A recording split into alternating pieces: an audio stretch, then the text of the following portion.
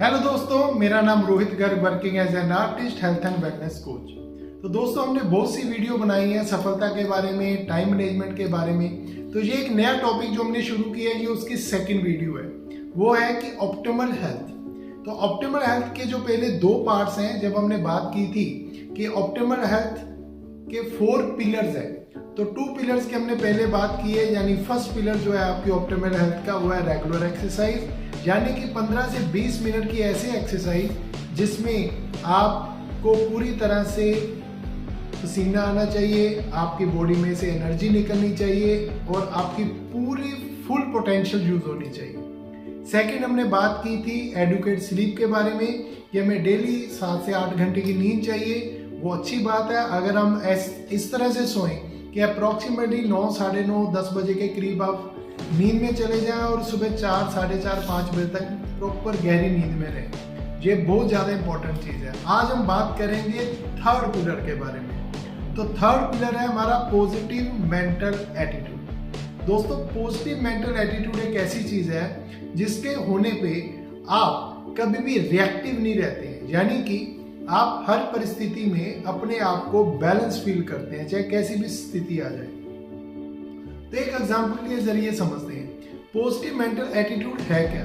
Basically positive mental attitude है आपका किसी चीज के ऊपर जो रिएक्शन आता है वो आपके एटीट्यूड के ऊपर डिपेंड करता है। तो हम आज 3 परिस्थितियों के बारे में बात करेंगे कि किस तरह से पॉजिटिव मेंटल एटीट्यूड होने पे और ना होने पे हमारा रिएक्शन कैसे होता है।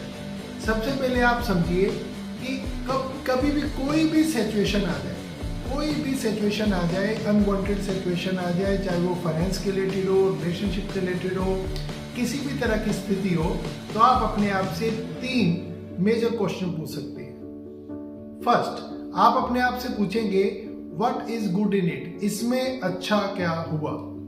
कुछ भी हुआ है जो आपको अच्छा नहीं लग रहा, कुछ भी हुआ, कितना भी लॉस हुआ, इसमें अच्छा क्या हुआ। दूसरा सवाल अपने आप से पूछेंगे ये क्यों हुआ। थर्ड क्वेश्चन आप अपने आप से पूछेंगे मैं ऐसा क्या करूं कि आगे से ये ना हो।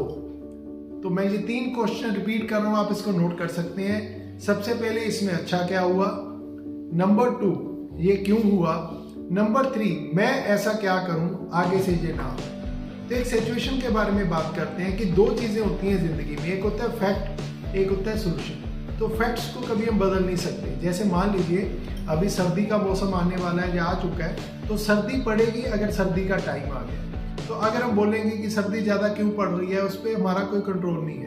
अगर हमने काम करना है तो हम अपने लिए अपने लिए आप हीटर वगैरह अरेंज कर सकते हैं, अपने काम को पोस्टपोन कर सकते हैं, वो सोल्यूशन है ना। अगर गर्मी ज़्यादा पड़ रही है, जून का महीना है, तो गर्मी पड़ेगी, उसका सोल्यूशन क्या, आप एसी लगा सकते हैं, अपने काम को पोस्टपोन कर सकते हैं, सुबह शाम पे कर सकते हैं जब मौसम ठीक होता है। तो इसी प्रकार आप एक बात समझिए कि कुदरत ने जितने भी लोग पूरी दुनिया में बनाए हैं, सबकी नेचर, सबकी सोच और सबका बिहेवियर आपके जैसा नहीं हो सकता। तो इसको आप मान लीजिए ये एक फैक्ट है। तो इसका सोल्यूशन क्या है, जब भी ऐसी कोई स्थिति हो, जब आप किसी से बात कर रहे हैं लेकिन वो व्यक्ति आपको नहीं समझ पा रहा, तो आप इस तरह से सोचिए कि इसमें अच्छा क्या हुआ। तो इसमें अच्छा ये हुआ कि अगर आप उस व्यक्ति को जैसा वो है वैसे ही अगर उसको मान लेते हैं, तो आर्गुमेंट की जो स्थिति है वो खत्म हो जाती है, बहस की जो स्थिति है वो खत्म हो जाती है। इसमें अच्छा क्या हुआ, उसके बाद ये क्यों हुआ। हो सकता है कि बाय डिफॉल्ट हम अपनी नेचर की वजह से कोई ऐसी बात कह बैठे हो जो उस व्यक्ति को बुरी लगी हो, तो इसके ऊपर आपको काम करना चाहिए।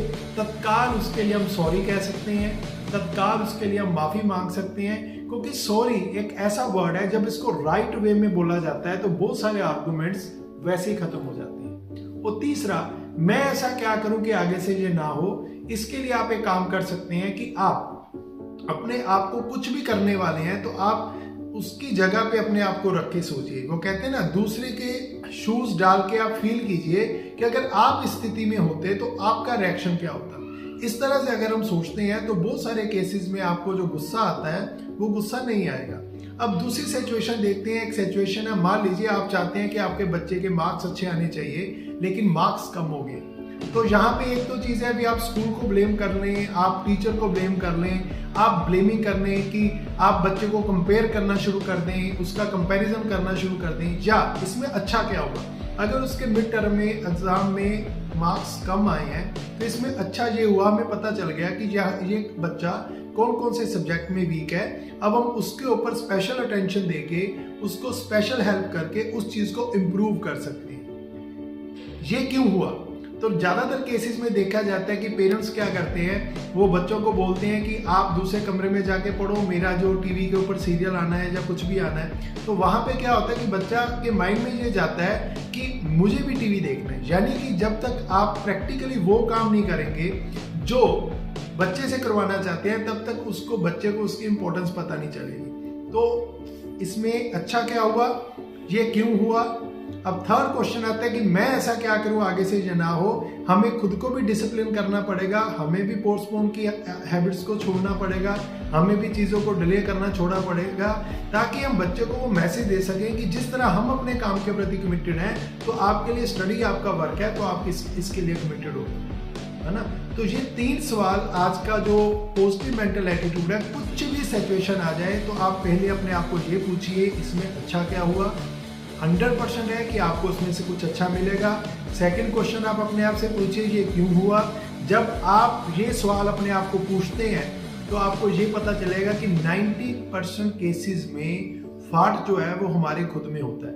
वो कहते हैं ना कि गालिब सारी जिंदगी में ये मैं भूल करता रहा, धूल मेरे चेहरे पे थी और मैं आईना साफ करता रहा। यानी कि आप दूसरों को करेक्ट करने की कोशिश करते रहते हैं लेकिन खुद के ऊपर काम नहीं करते। ये एक सबसे बड़ी चीज है। और थर्ड क्वेश्चन, मैं ऐसा क्या करूं कि आगे से ये ना हो।